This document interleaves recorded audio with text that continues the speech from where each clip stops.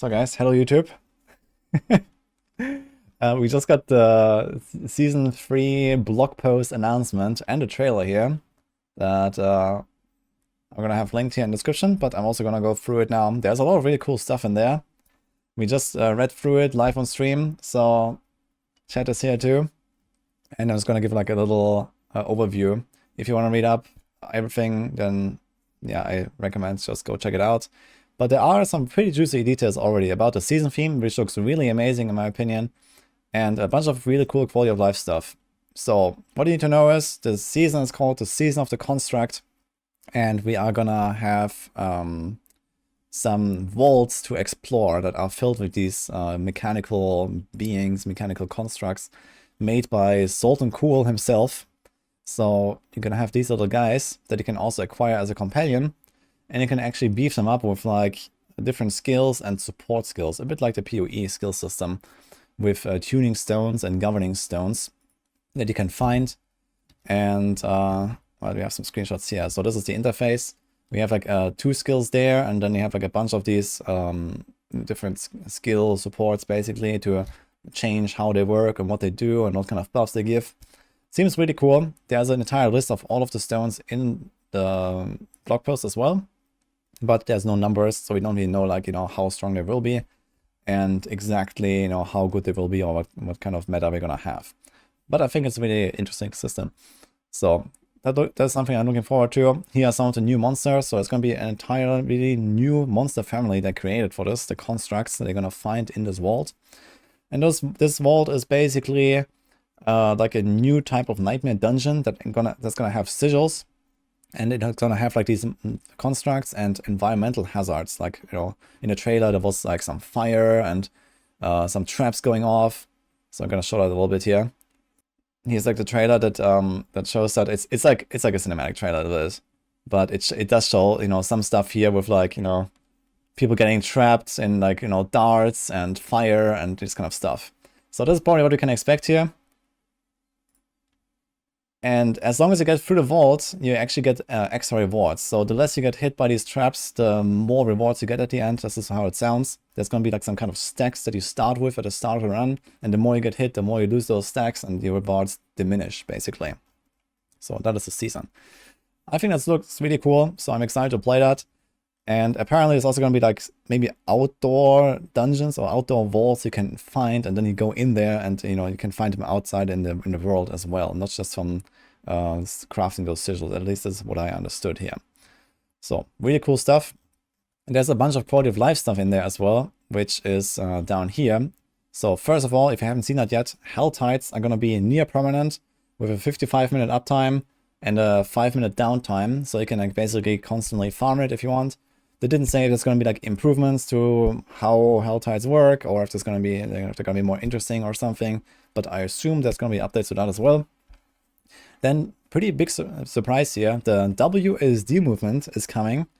So on PC you can now use your keyboard to move, which is very interesting. I think that might actually pave the way for like new skills coming in the future as well, like skill shots and stuff like that, and walking and aiming at the same time. That could be really interesting, but that is definitely something I'm going to be trying. We get an extra stash tab. The technology is there for +1. And a bunch of other quality of life improvements that they also mentioned in some points. For example, console players can now actually trade with gold. And there is going to be an editing mode for your skill tree and possibly your paragon tree as well. So that you can kind of like just reallocate everything you want and then, confirm the selection. And maybe you can do that with Paragon as well, but there's not much information about this, so we'll see. But yeah, my hope is that we're gonna see something like here on the Maxor default planner, for example, where we can like move stuff around and then lock it in as long as it's like some valid setup or something. And if they do something like this, that would be amazing, and would definitely help out with like playing different builds and even without an armory in the game yet, this is really cool. Then there's also the season journey and battle pass overview. There's nothing really new here, so you get some new cosmetics. There's new aspects, etc. in the battle pass, just like before, but we don't know what they are. They haven't previewed any of the new items, any of the new legendaries, so we'll have to wait until Thursday, or they said the patch notes are actually coming on Friday, on January 19th. So there's going to be another day later after the campfire chat. But on Thursday, there's going to be the campfire chat where they're going to dive into more of this. And we're probably going to see a few previews already, at least.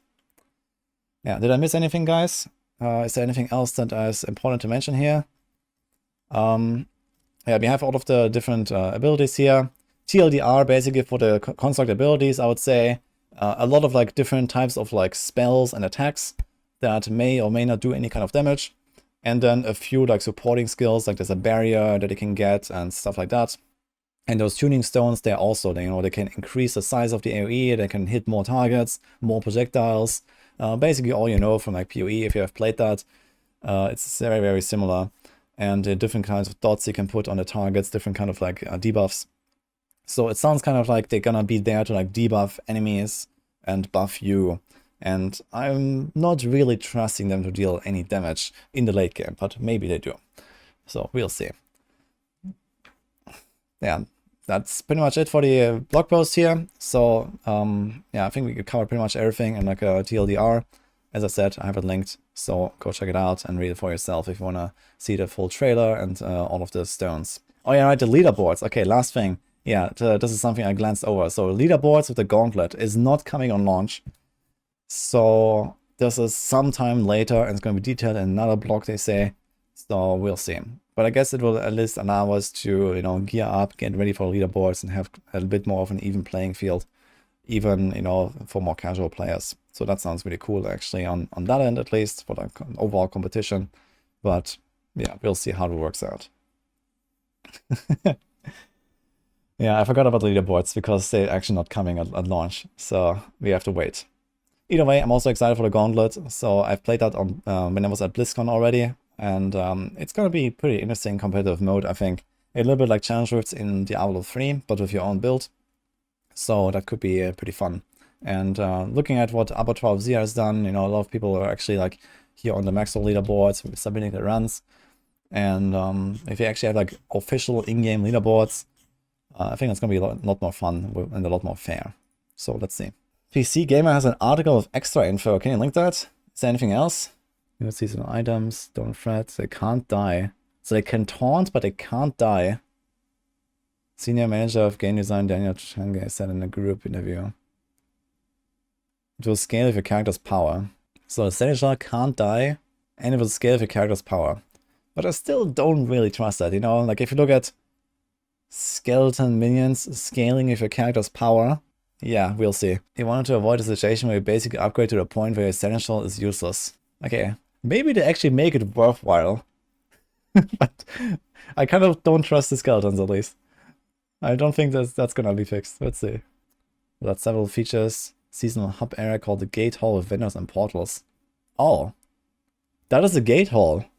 It's a seasonal hub area, so it's like an extra mini town or something. Resistant Helltide. Guaranteed item power 925 drops from various activities after level 75, including tier 90 plus nightmare dungeons. Holy. They really like the 925s. 6 new unique items, some with new transmog looks. Okay. There's actually some interesting stuff coming. 6 new unique items, that's not that much. But I guess it's going to be from the new boss mostly. Alright. So there's like actually a few more details in there. So Seneschal can't die. The Gate Hall is actually like, you know, the hub. This is pretty big actually. 6 new items. So we have a bit, you know, a bit more juice here, I guess. But yeah, also not too much. Anyway, hope you enjoyed this little overview, and see you guys next time.